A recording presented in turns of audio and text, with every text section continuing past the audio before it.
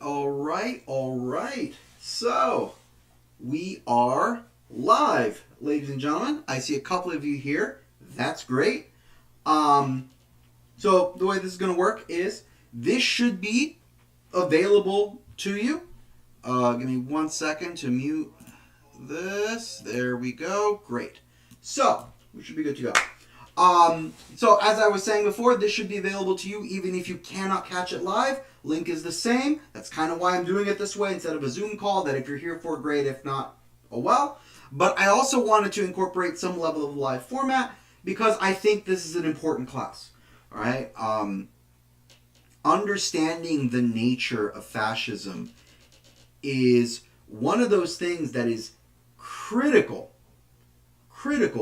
to our understanding not just of this moment in the 1920s, but understanding this moment in the 2020s. You know, I'm very cognizant of the fact that, you know, I'm teaching this class where in the aftermath of the world's wealthiest man basically going mask off on Twitter.com, right? You know, some of the comments made by Mr. Musk were really, really troubling, right? And I don't think that that's a coincidence. I don't think that that's a random, series of events. And I promise that's all going to be related. Because the story of how Mussolini comes to power in Italy is surprisingly, shockingly, disturbingly modern. And so, we're going to get to it. But in order to understand fascism, we're going to need to first understand Italy. Because it is fascism in Italy. So, let's talk about a brief sort of history of modern day Italy. Because Italy spends most of the Middle Ages, most of the Renaissance, anything in the pre-modern era, Italy is a house divided. Either between small city-states, some larger countries, or even some areas of foreign occupation. Depending on when you check, there are areas of French control, Austrian control, Spanish control. Not uncommon to see these things in the peninsula. However, what makes Italy different, what I would argue makes Italy unique, is that unlike other places, the concept of Italian nationalism predates Napoleon. Predates that era from the mid to the late 1800s. In fact, you have people talking about Italian unification going as far back as the time of Dante Alighieri, for example. Right? And this is not uncommon. All right? Machiavelli, for example. If you're a poli-sci major, you read all about Machiavelli, I'm sure. Machiavelli is a big believer in Italian unification, writing about these things in the 1500s. Okay? So it doesn't just predate Napoleon, it predates Napoleon by a lot. This sense of a national unification movement. I think what's different about post-Napoleon, however, is that before Napoleon, Italian unification was an aspirational goal. It's something that the Italians wanted, but that was like a dream. It was never really considered to be something feasible, not something to be considered a reality until after Napoleon. Because remember, Napoleon shows up to a place like Italy and says, you Italians don't have your own country. Let's change that. And he makes this sort of Kingdom of Italy, puts his cousin in charge of it. And that Kingdom of Italy, like a flash in a pan, comes and goes. And so when Napoleon is removed from power, the Italians are like, no, we liked that, actually. And so, towards the late 1800s, the national sentiment for unification is not just this might happen. It's a this will happen. It's not a question of if. It is a question of when. And so who is responsible for all of this? Remember, every unification movement, every revolutionary movement's got a person, got a guy behind it. For Italy, that person is Giuseppe Garibaldi. And what Garibaldi recognizes, I think, about this moment is that Italy had been, we talked about these smaller city-states, right? Garibaldi recognizes that there is no way, no context in which the Italian small city-states were going to do unification themselves. They just weren't going to do it. They were never going to do it, right? They had too much to lose. If I am a king of the Grand Duchy of Tuscany, right? If I'm the Grand Duke of Tuscany, I may say aspirationally, oh, I believe in Italian unification. But that means I would lose my job. And so for Garibaldi, this is a failure of political leadership. That if Italy is going to be unified, then the Italians we're just going to have to do it ourselves. Because our political leaders have failed us. And so, he goes to the port city of Genoa. And we've kind of come full circle because we've spoken about Genoa in this city, in this class before, which where Columbus is from, you may remember, right? Lecture 1. And he starts to look for volunteers. He's able to find 1,000 volunteers willing to join him on what on its face seems to be a suicide mission.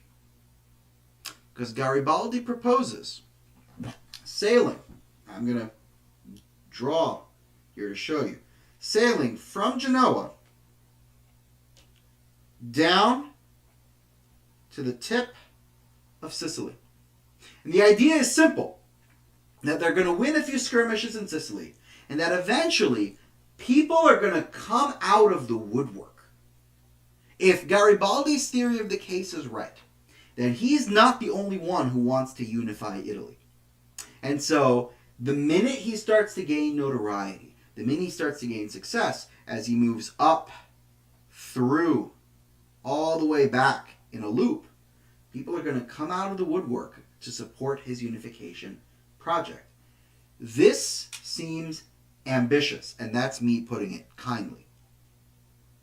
But Garibaldi is proven correct. And I think that's the crazy part about all this. Garibaldi, his theory of the case was correct. He was right. This happened. And as he begins to conquer all of the peninsula from the ground up, the Italians kind of spontaneously unifying themselves in this sort of mass sort of conquest, Garibaldi arrives full circle back near the kingdom of Sardinia, Piedmont.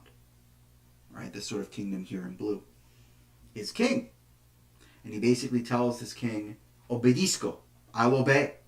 And grants him the territories that he's conquered. Italy is formed right then and there. Practically speaking, overnight. Now Garibaldi will go off and have more acts of unification, national movement. He will famously go to Argentina and assist in their independence movement. He will then retire to Staten Island of all places. And there's a joke in there about Italian men retiring in Staten Island, but I'll let you make that joke.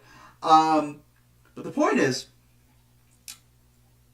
if Garibaldi, to use a modern day pop culture reference, if Garibaldi were a hip hop artist, he'd be DJ Khaled, because Garibaldi is suffering from success.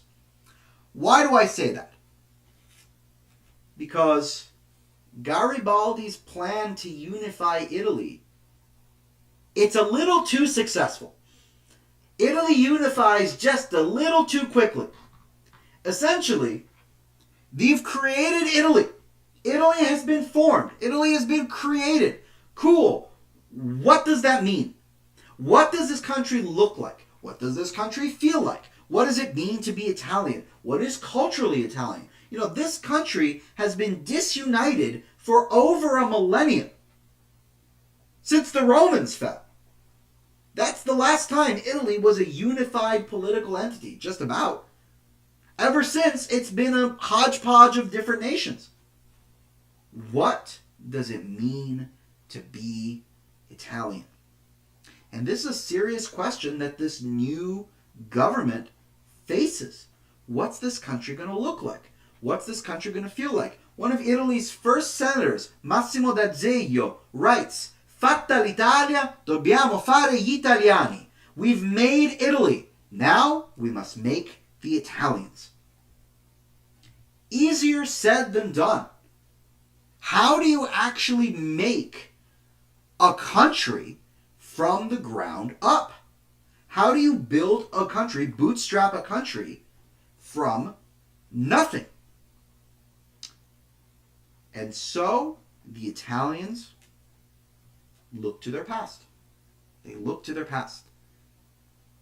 Italy is a surreal place sometimes because everywhere you look, you see evidence of civilizations gone by. And one such civilization is Rome.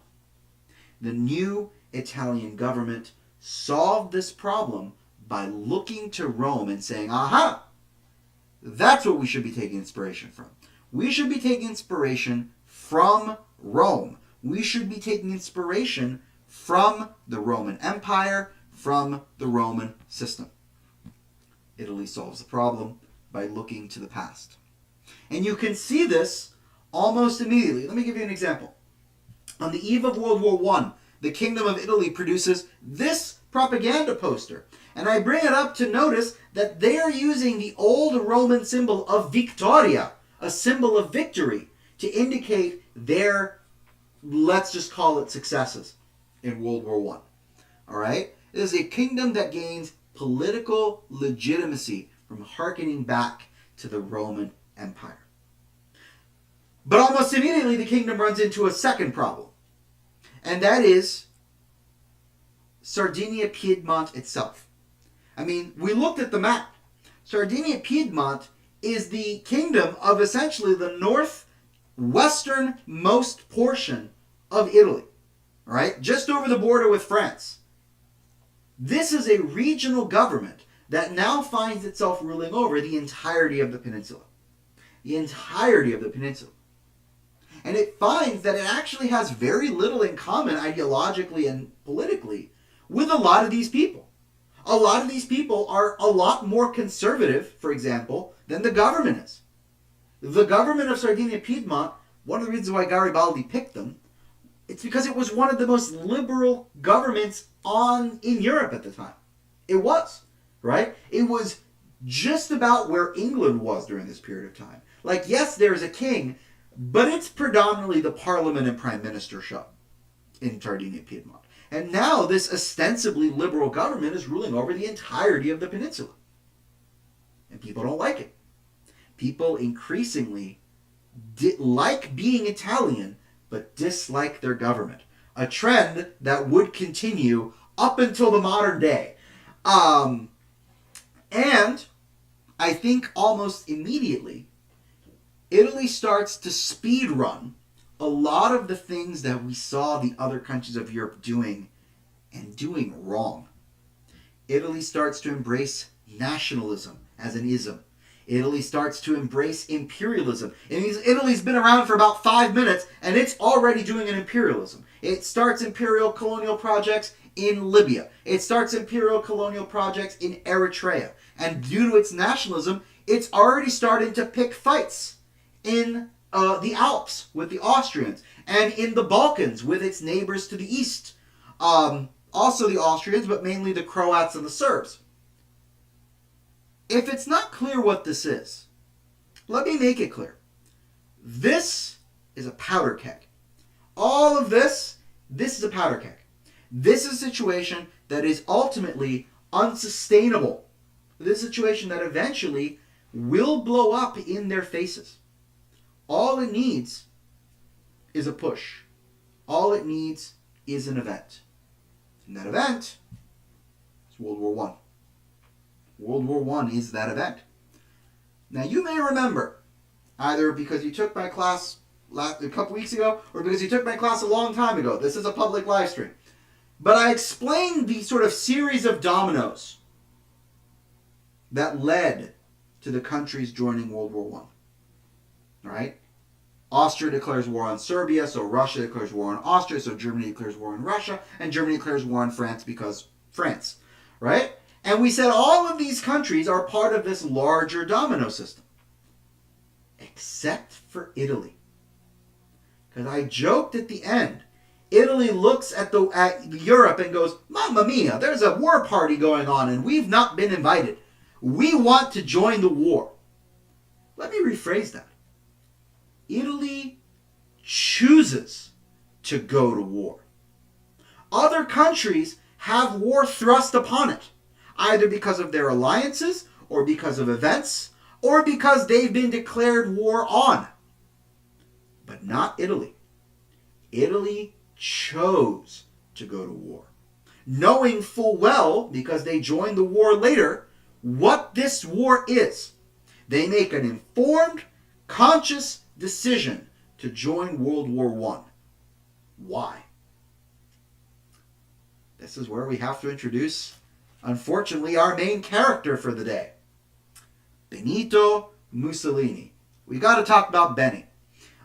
This, by the way, this is his mugshot, because Benito will get arrested. More on that in a minute. Who is Mussolini? Who is this man who has started to take up so much of our collective consciousness about this? Well, here's the big plot twist. Here's the plot twist that nobody remembers. Mussolini, number one, born in 1883, which means by the time he grows up, Italy's already been unified. He kind of misses the boat on that. But his father, Alessandro Mussolini, not only is he a prominent blacksmith, who works with his hands, but he is a prominent member of the Socialist Party and of the Socialist Party leadership. That's huge. That's massive. Mussolini is born into the Socialist Party. Mussolini is born a socialist. Socialism is Mussolini's birthright. In fact, it is his father's position and labor that allows Benito to get an education from a very young age, with the full expectation that Mussolini will join the party and use that education, put that education to work for the party. And as a young man, that's exactly what happens. He joins the party not as a laborer, but as a journalist and as a political activist. And he starts to get in trouble, hence the mugshot. Now, it's good trouble, right? He gets in trouble for organizing labor actions and so on and so forth. So much so that he's going to be briefly exiled for a couple years. He will end up going to Switzerland. Sometimes you hear the story about Mussolini becoming a primary school teacher. That's during his years in Switzerland because he needed some way to eat. Although I do find it funny that after 2 years of teaching primary school, elementary school and middle schoolers, he decides that the only solution is literally fascism. There's a lesson in there, but I'll leave you guys to it. However, when he comes back, Mussolini gets the hero's welcome. I mean, he's the guy that got arrested, walked the walk and talked the talk. And so, Mussolini, as a reward for this, is granted the editorship of the Socialist Party newspaper, Avanti. And Avanti means forward. He is about 35 years old. I will put this bluntly. This is ridiculous. This is like myself at 30 years old becoming the editor of the New York Times. It's crazy. It's insanity. Now, you can say, well, something Italians and nepotism. And that's true. It's possible, right? It is possible that Mussolini is essentially a Nepo baby. But we don't know this for sure, right? But I view it, and again, this is Mark Lane theory crafting. I view it as Mussolini is being groomed for leadership in the party. I mean, he's the son of a prominent leader of the socialist movement. He's gone into exile for the party. He's got an education for the party. He's the editor of the newspaper for the party. It is undeniable that Mussolini is being prepared for leadership. The problem is that the Socialist Party have given to Mussolini what is essentially a platform. And again, this story is going to be shockingly modern, I think. It's going to be equally applicable 1910s, 1920s, 2020s. Mussolini has been given a platform, a soapbox, by the Socialist Party to spread his message.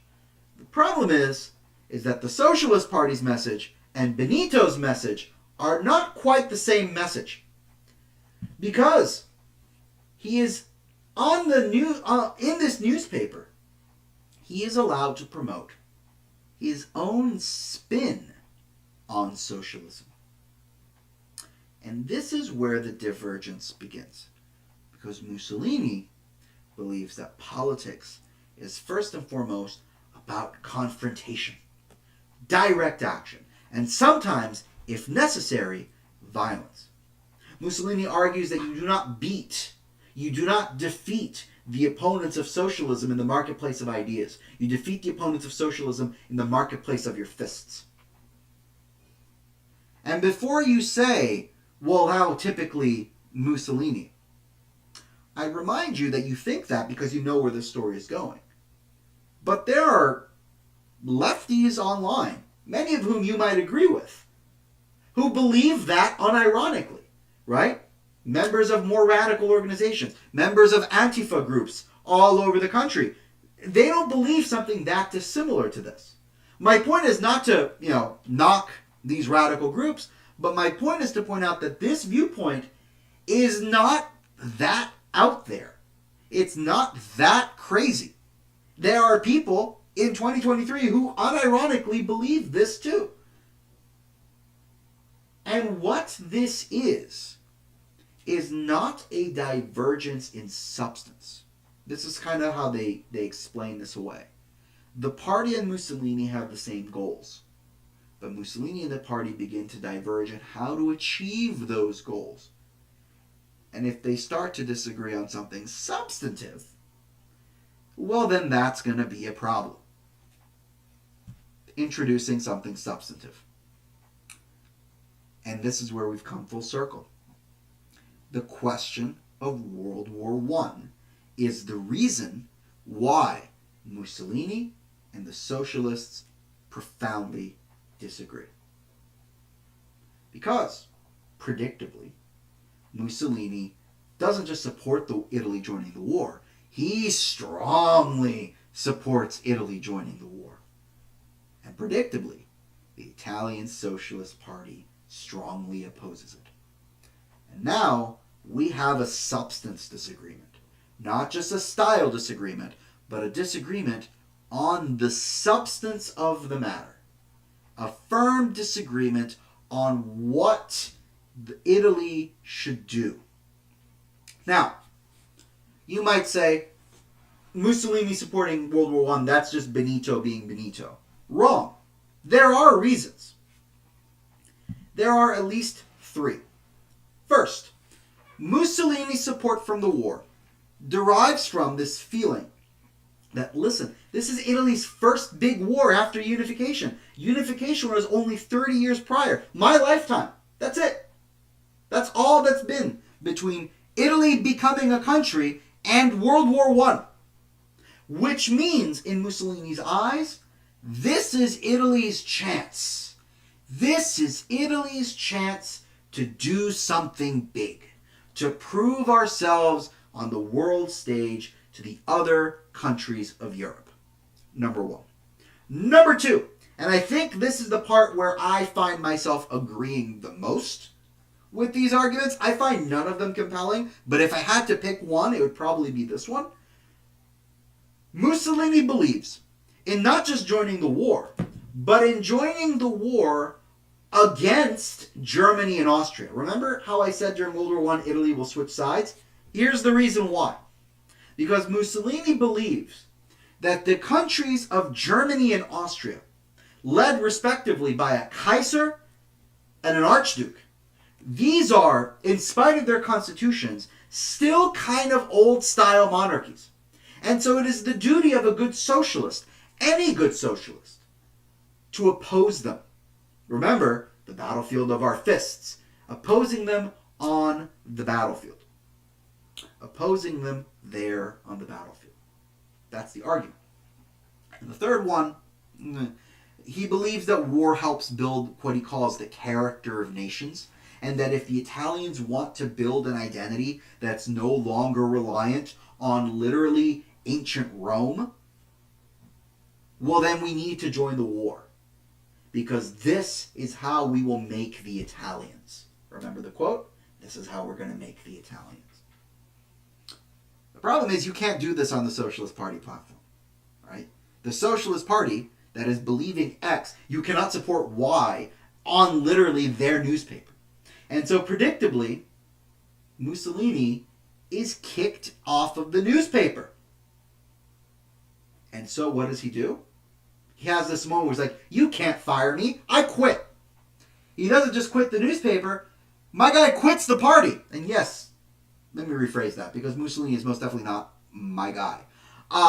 Mussolini leaves the party. He skedaddles. He leaves. And he starts his own newspaper. Now, why does the newspaper matter? Well, you have to think. 1910s, 1920s. This is the social media of the time. There are people who buy a newspaper every morning of every day. They do. This is how they get the attention. It is they sort of get news. This is no different than what you and I do every morning. And don't lie to me. All of us, first thing we do in the morning is we pick up this, our phone, and we open one of three apps. Twitter, TikTok, Instagram, depending on who you are. But it's always one of those three, and it's the first thing you do every morning. Don't lie to me. We all do it. All of us do it. All right? This is the 100-year-old version of what we do today. They don't open Twitter. They go out and buy the newspaper to get the same kind of information. Right? That immediacy of information. What Mussolini is banking on, and again, shockingly modern, Mussolini is banking on the strength of his brand. Mussolini understands, at least he gambles, that he understands his audience better than the party understands his audience. And so if he starts a new newspaper, people will follow him. People will vote with their wallets. And in choosing between the anti-war newspaper Avanti and Il Popolo d'Italia, the new newspaper, the people of Italy, he's going to win the war, the media war. And he's proven right. Mussolini understands his audience better than anyone else does. The people who are purchasing Avanti, they start purchasing the other newspaper. Mussolini was right about this specific thing. He was right about this. He understands the power of his brand. He also understands, and again, shockingly modern, that the more extreme his positions are as part of the Mussolini brand, the more extreme his positions are, the more likely people are going to buy the newspaper. Because people are buying it to see the crazy things that Mussolini says. And so Mussolini increasingly has a more extremist position on things like nationalism, on things like warfare, and the beginnings of a new political ideology. The tone of the newspaper is rather explicit. I mean, listen, here's the title. People of Italy, run to your weapons. The hour of destiny is now. And then an open letter. Mussolini speaks. It's explicit. Right? It's just a very sort of in-your-face, out there viewpoint. But Mussolini recognizes that the more out there he is, not just in what he's saying, but in who he is, the more attention. Mussolini recognizes that the most important thing in politics are these: your eyeballs, your attention.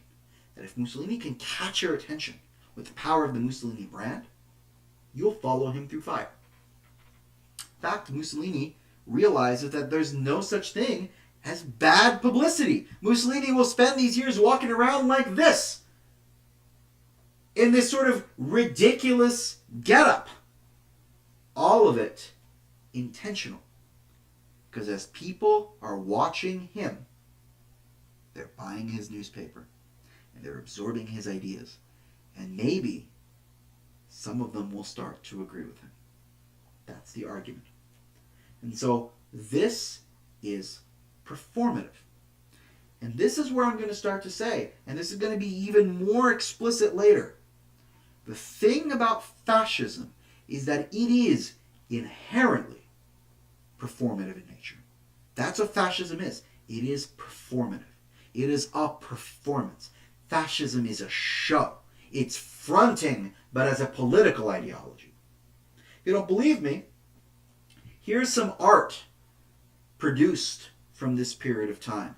Fascist art, futurism as it comes to be called, right? This sort of this artistic manifestation of a political movement that reveals itself not just in what they produce, but in their fashion itself, in this sort of military adjacent attire. It's not real, it's fake. This is not real. This is cosplay, essentially. This is LARPing at war. But it doesn't matter, because it is about the performance. It is about the appearance. It is about being an out there character, a dandy, if you will. Getting people's attention. Because getting people's attention drives people to your ideas. And before this, if this sounds familiar, this is because this is what many influencers in the right wing do in 2023, today. They do this same tactic. They use the same strategy. The strategy has not changed. It's the same one. If it's not explicit, let me make it explicit. I would argue that Mussolini is history's first influencer, in that he understands his ability and the power of his brand to influence other people's behavior, actions, and beliefs. He understands that power. He has that power. He is a personality more than anything else.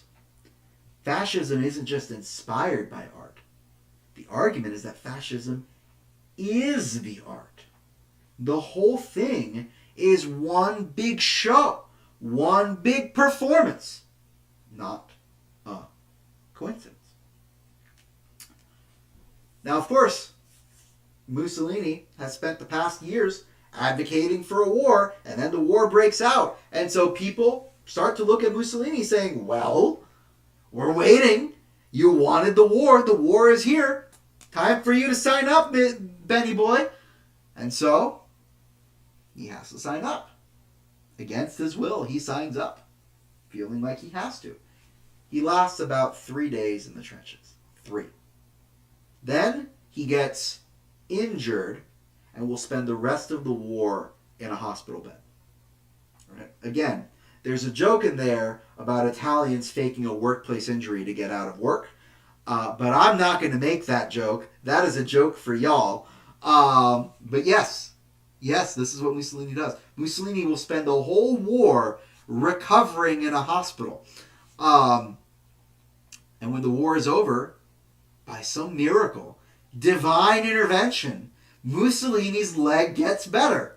Oh my God, who would have thunk? Regardless, after World War I, Mussolini's at a crossroads. I mean, Mussolini's made his entire political identity advocating for World War I, and now the war is over. Now what? What's Mussolinism? What's the Mussolini brand going to be? So he decides that he's going to adapt this political movement into something new. Because he can't go back to the socialists. He cannot go back to the socialists. Because not only will they not have him back, but he doesn't agree with them anymore. He doesn't agree with what it means to be a socialist. Except in one regard. He agrees with the Socialist Party that capitalism is unjust. He agrees with the Socialist Party that democracies are inefficient. He agrees with the criticism, but not with the solution. And so, the result is fascism. Criticizing the same phenomenon, but from a different angle. Fascism's symbol becomes the fasces, an old Roman symbol of a bundle of sticks, a bundle of reeds, tied tightly together. So tight, in fact, that in some symbols of the fasces, this bundle of sticks is so powerful, so strong, that it literally has an axe head in it. As if to say, this bundle of sticks is so strong that you could literally use it as an axe. So what's the metaphor? The metaphor is, think of this pencil. Pencil on his own, he's easily broken. It's easily snapped. That can just be snapped in half. Easily. But if I take a bunch of pencils, I take 30 pencils, and I tie them together really, really, really tightly, and I try to break the set, can't do it. You can't do it. Essentially, a stick, a pencil, is a person. And a person, as an individual in a mass society, can be broken easily. But the role of government is to be the rope, to compel these pencils, to compel these sticks to be together, even if maybe they don't want it. I'd like to remind you of your middle school physics class when you started playing around with magnets for the first time. And you learned that magnets have two ends, a sticky end and a repel-y end. Listen, this is not a science class, all right? But you remember that magnets, certain kinds, if you put them together, they will just repel out. Well, in this metaphor, each stick kind of repels other sticks. Each person wants to be an individual. But the point of the government is to say, no, you have to be together. You have to be tied together tightly, no matter what. You have to be a unit. You have to be strong together. Okay? Because if one stick alone can be easily snapped, but when tied together, they are strong. We're going to talk about who this will appeal to today. But I want to talk about who this appealed to back in 1919. There's mainly 4 buckets of people that this appeals to. Number 1, Italians who are fearful of communism. Remember, Italians during this period of time are not exactly fans of their government. They view their government as weak. Specifically, as weak in combating the threat of communism. More on this in a minute. The fascists, by contrast, are the ones willing to fight the communists, sometimes quite literally. Number 2, remember the power of the Mussolini brand. There's a whole bunch of disaffected socialists who had followed Mussolini first from one newspaper to the next and then into war. These people are still with Mussolini. They're still in his corner. Number 3, we talked about this, our Ernst Jünger types. Those of you in my class, you read Storm of Steel. Storm of Steel is a story of Ernst Jünger, a man who cannot let go of World War I, who loved the war, who fetishized the war. A man so enamored with the war that when the war was over, he literally started the Nazi Party. These younger types exist in Italy too, and they view the end of World War I as a tragedy that needed to be rectified. And fascism was there waiting. Last but not least, Italy is full of these social conservatives who tend to view the liberal Italian government as weak, as ineffective. They wanted a way to attack the government and the current system without being literally socialists. Fascism gave them a way to do that. What about the world after World War I? Well, we said the world changes dramatically after the war. It's a darker place. It's a scarier place. There is a huge amount of veterans with undiagnosed issues, undiagnosed PTSD. We talked about the differences between a Remarque and a Junger. But more importantly, the Russian Revolution has just happened 2 years before. The Russian Civil War is ongoing, which means Stalin, remember our order of events, Stalin has not taken over yet. But Trotsky is still around. Mr. Worldwide is still there. And he's advocating for global revolution. And so you have communists all over Italy, all over Germany, all over England and France advocating to overthrow their own governments. You guys read Darkness at Noon as part of my classes, right? Darkness at Noon is a book all about this. This is literally Rubashov's job to advocate for global revolution. And so it's not paranoia if it's true. And so the surreal scenario. Some of you are starting to put this together in your heads. What you have here is a bunch of angry, disaffected veterans who want, more than anything else, a return to militarism, a return to a comfortable command structure, and a target. A fascist party, fascist movement that is increasingly angry, anti-government, anti-communist, with an organizing tool in the newspaper, and behind it all, the implicit threat of a communist takeover. If you put all these things together, what do you get? The advent of the fascist movement, not as a political party, but as a private militia for hire by companies that wanted to break up strikes, that wanted to beat those who would do strikes in their factories. I want you to imagine yourself as a factory owner. Let's say you make shoes, right? And your workers have gone on strike. You could call the government. The government will be here maybe next week. And even if they come, they're going to say, well, we can't really do anything. They have a right to strike. Or you could call the fascists, who will show up and say, you're offering to pay us to beat up communists? We do it for free. And they'll show up and pound some heads in, and eventually everyone gets back to work. To tell you how surreal this is, I'm recording this live stream on November 21st, 2023. Now, for the last few years, we've seen labor action all over the United States. But close to us, close to where I'm recording this, Staten Island. Staten Island is the site of an Amazon facility. Chris Smalls, great guy, organized labor action and a union at the Amazon warehouse. Now imagine if, and Jeff, if you're watching, this is a hypothetical, but imagine if Jeffrey Bezos, Bo Burnham song plays in the background, doesn't negotiate, but instead calls up the people who marched in Charlottesville in 2017 and said, hey, I have a strike in Staten Island. You want to beat up some libs? And they show up with their tiki torches and beat the living hell out of those protesting in that plant. That is unironically what started happening in Italy.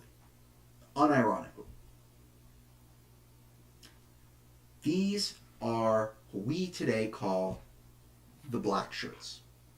And the black shirts are designed to resemble something that is military adjacent, because it gives the Mussolini and his party more and more and more influence. The black shirts are being bankrolled by the largest and wealthiest Italians, the largest and wealthiest landowners, the largest and wealthiest factory owners. They're keeping the black shirts on payroll to beat up strikers or would-be labor action. Beating them up. And the black shirts are designed rather intentionally to resemble the army, so that these younger types got to play at war.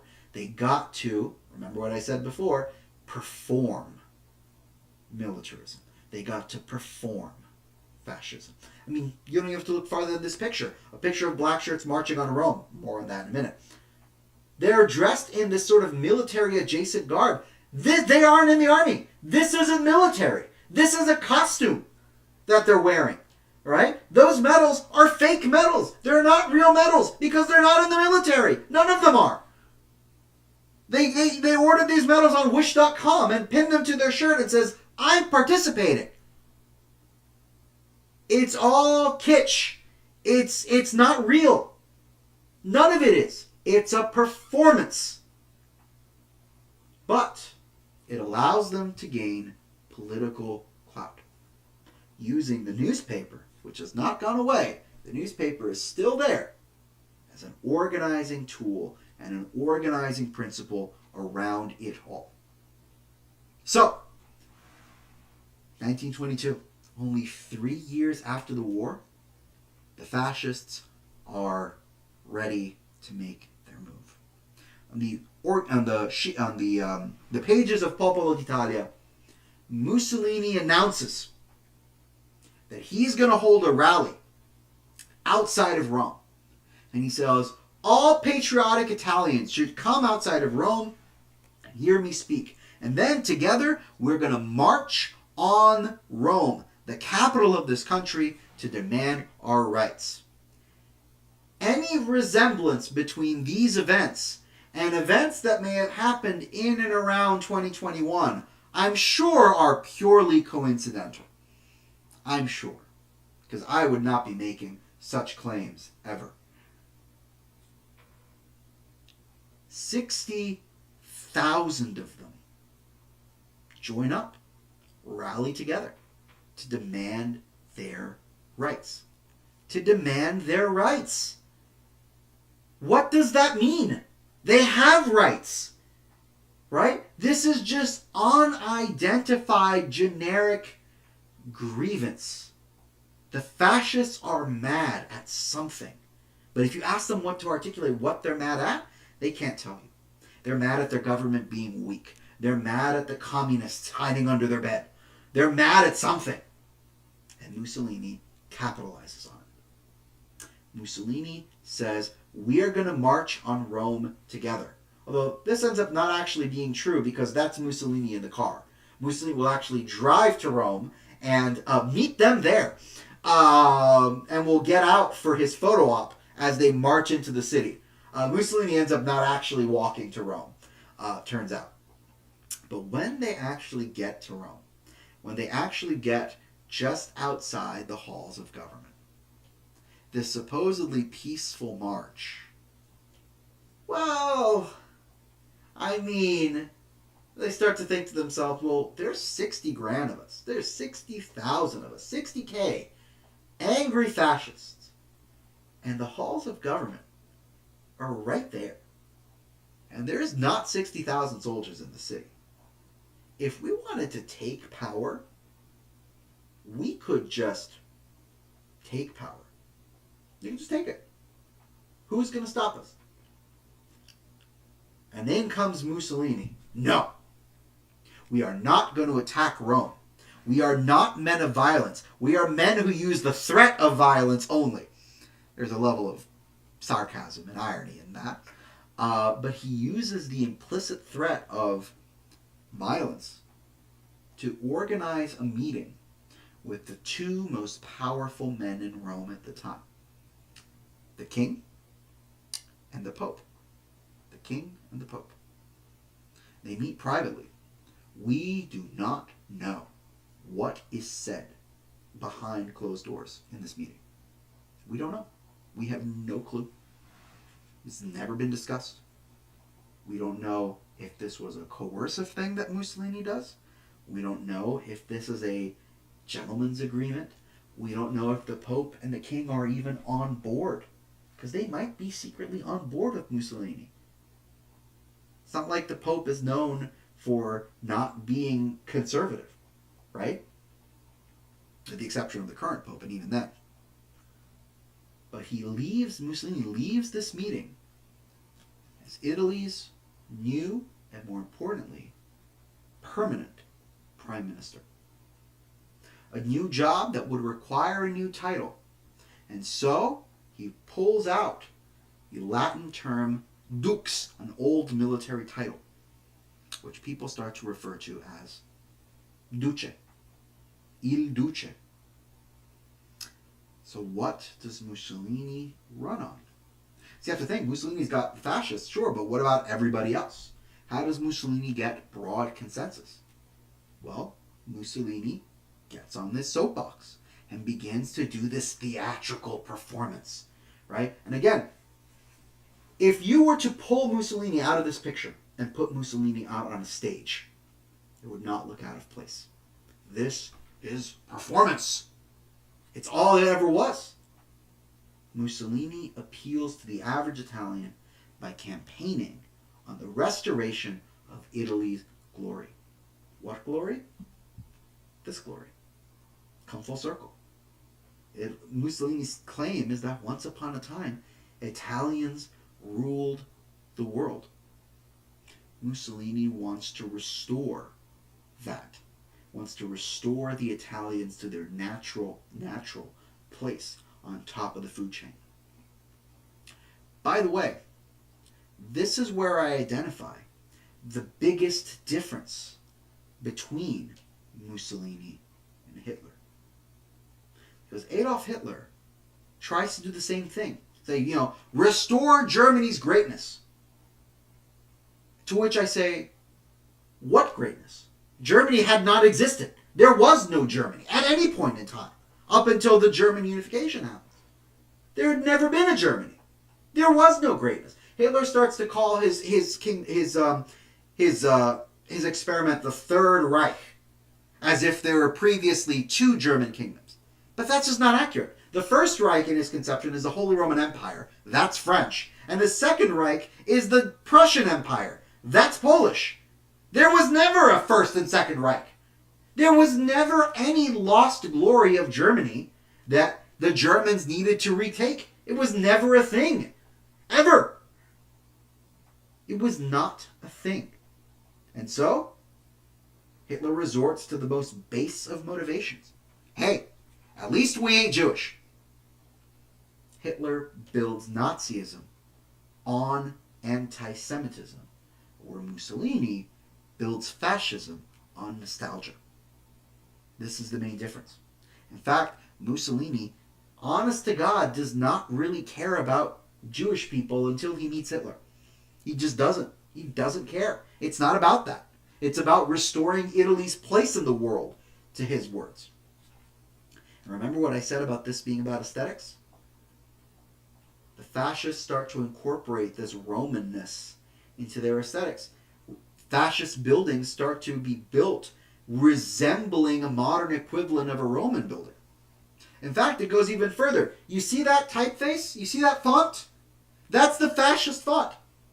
They don't just make new buildings, they even reframe the aesthetics of their language, the aesthetics of their text in a new way. I did not notice this until much later, because I grew up around this stuff. And I did not notice it until much, much later. If you go on your Euro trip, and you always should, because it's a fun time, and you go to a place like a Rome, or a Florence, or a Milan, or a Naples, or a Palermo, and you see a building with that font on it, rest assured the fascists built it. But of course it gets even more explicit. Peep this nightmare fuel in the bottom corner, right? That is the headquarters of the fascist party in downtown Rome. Now maybe you don't remember your 8th grade Spanish class, but I'd like to remind you that C means yes. Ostensibly, fascist Italy was a democracy. There was only one party to vote for, and no, you better vote yes. Why the focus on aesthetics? Well, there's a great Walter Benjamin quote, and I'm not going to read the whole thing, but I want to point out that fascism seeks to give the masses an expression while preserving property. The logical result of fascism is the introduction of aesthetics into the political life.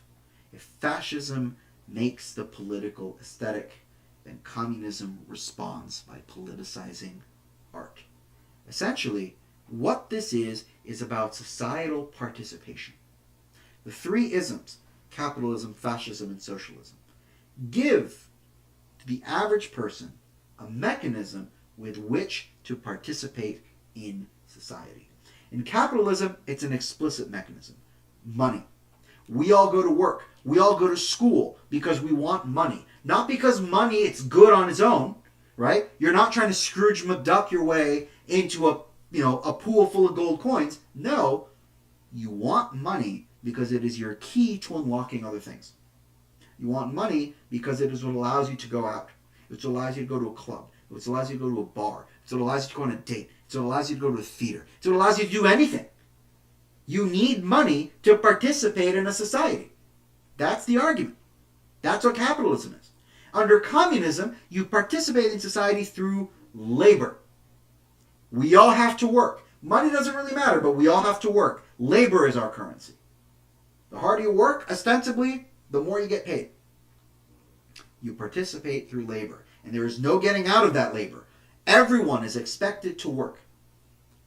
But for the fascists, you participate in society through performance. Through the spectacle of a country, through the spectacle of a society. This is why the fascists care so much about the rallies and the uniforms and the symbols, even from a young age. How does an organization like Il Piccolo Balilla or the Hitler Youth exist? What, do you think an 8-year-old is a Nazi? They're 8. I have pictures of my grandfather, 5 years old, compelled to go to I Piccoli Balilla to be part of the sort of the entry-level fascist youth. My grandfather wasn't a fascist. My grandfather was 5. All right? No one is 5. No one is fascist at 5. But it's about the aesthetics of it. It's about the aesthetics of participation. Because the fascist rationale is that if I give you the impression, the aesthetics of participation, then you might not actually try to rock the boat too much. You see, this is what students get wrong, often and frequently, about fascism. Because you go into a class on fascism assuming that fascism will be logical. And that's your mistake. Because fascism is not about logic. It never was. Fascists, even today, are not about logic. It's not about the truth. It's about what you feel is the truth. It's about what you feel the truth is. A professor of mine once called it the politics of the gut. Not the politics of the brain or the politics of the heart, but somewhere deeper, somewhere visceral inside you. It's not the truth, but what you feel is the truth. Deep inside you, in your gut. It's the politics of the gut. Fascism is by its nature irrational. Fascism is a feeling. And it's designed to make its participants feel powerful, to make its participants feel strong. Because that is an intoxicating feeling. That is a feeling that is addictive. It's like a drug. It's like a drug. And it's a drug that all of us, fascists or no, we all chase. You know how I know this? Play the social experiment with me. Pay close attention. I'm looking you right in the eyes. You are so right about everything. You were so right. Oh my God. I did not consider things from your viewpoint till right this second. You see, you heard that. And you felt good, didn't you? You felt good. You felt powerful.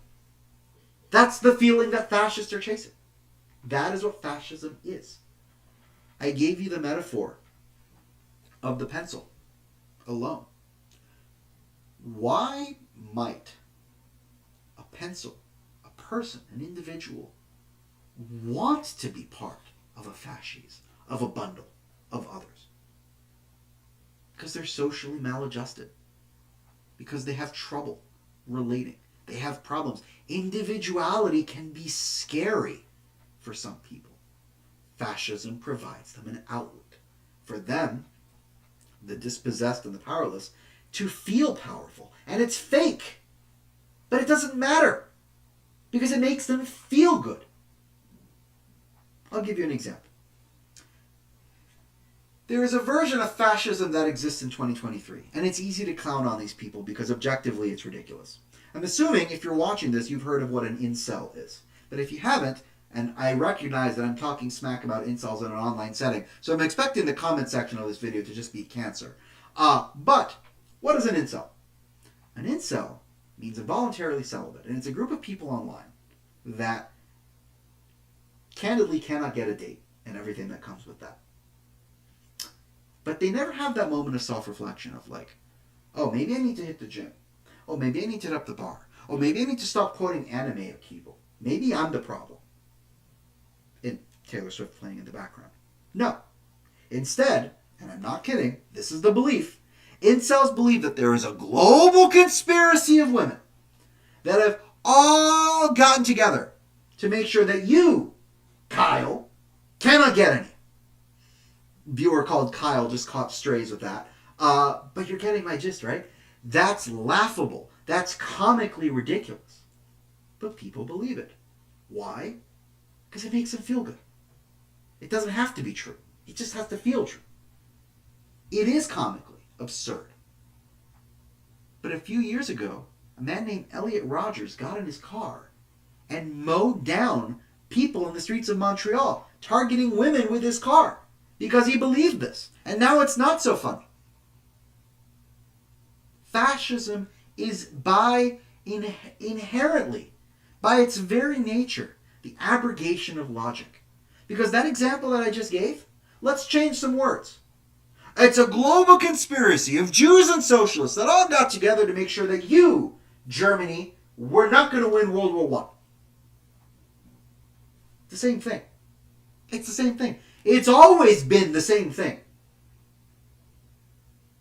And unironically, the world's formerly richest man said something similar on Twitter.com, I refuse to call it X, this past weekend. That there is a global conspiracy of Jews getting together to do great replacement theory. That unironically happened. Unironically. Not a coincidence. Not a coincidence. Fascism, this class is important because fascism exists today. It's different faces, different shapes, but ultimately it's the same thing. It has not changed. In fact, here's my very cynical viewpoint on all this. That Mussolini's mistake was joining up with Hitler. Joining up with the Axis. Because the minute Mussolini tied himself to Hitler's sinking ship and joined World War II, it was game over for him. Had he not joined up with Hitler, I firmly believe that Mussolini would have stayed in power for a long time. You know how I know this? Because that is exactly what happened to two countries that everyone forgets were also fascist. Spain and Portugal. Generalissimo Franco and Antonio de Salazar were both fascist dictators that stayed in power, guys, until the 1970s. But they stayed out of World War II, so nobody cared. Mussolini, had he not joined up with Hitler, would have likely been in that category too. But because Mussolini brought the horror of World War II to his country, and war, it's like a slap in the face. People woke up from this performance, from this blind performance that they were doing. This sort of Black Mirror-esque performance that they're doing. They wake up from their stupor. They wake up from their drug-addled stupor. And they realize, oh my God, in the marketplace of my fists, if I open them, I have nothing. There's an expression in Italian. Un pugno di mosche. A fistful of flies. Because the Italians woke up from this fascist reverie to realize that this man had left them with nothing. All of these years, what did they have to show for their participation in their government? Nothing. And so they turned on him. A level of rage that is unprecedented against a leader.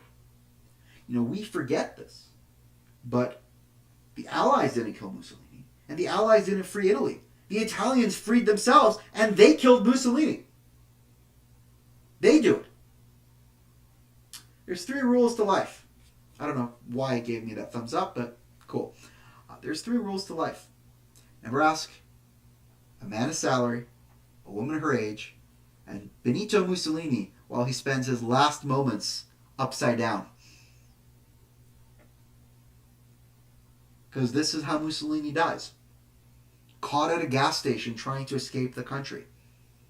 Cornered, executed, hung upside down, and then publicly stoned by people that had cheered him only a few months prior.